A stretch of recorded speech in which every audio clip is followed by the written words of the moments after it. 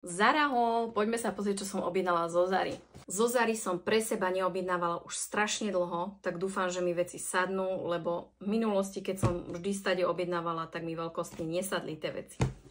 Takže dúfam, že tentokrát to bude inak. Okrem oblečenia som si zobrala na Blink aj takúto voňavku Summer Collection Twilight Maue Eau de Toilette za 12 €. Mala by to byť taká letná, svieža vôňa. Má takýto pekný flakoník farebný.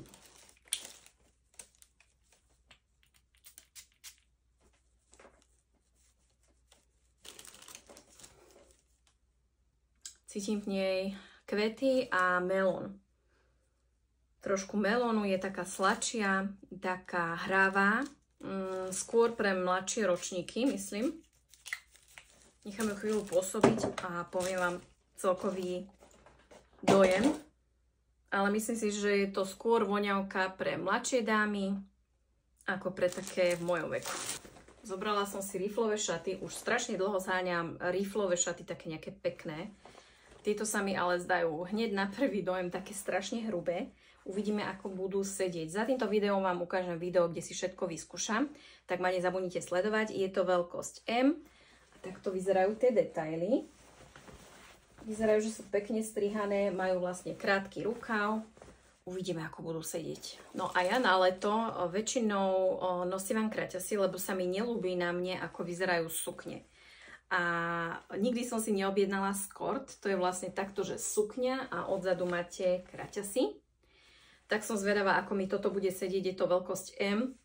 Zdá sa mi to už teraz na prvý pohľad také dosť veľké, ale uvidíme. Ale pekná farba rifloviny. Ach, bože, toto má strašne hlboký výstrih. Toto som si objednala, že také basic tričko, ale otras toto má tak hlboký výstrih, že bolo by mi vidno asi až do žalúdka. Toto si ani nebudeme skúšať. Toto nemám rada, keď je takýto veľký vulgárny výstrih. A asi to budem musieť vrátiť. 10 € to stálo. Veľkosť M. No a zobrala som si ešte jeden takýto biely skort. Tiež je to vlastne džínsovina. A tiež je to veľkosť M. Takže uvidíme. Inak tá voňavka, keď mám byť úprimná, sa mi neľúbi. Je to taká voňavka taká kolotočarská, alebo ako by som to nazvala, taká konvalinková, alebo taká lacná vôňa. Nie, toto vám určite neodporúčam, tú voňavku.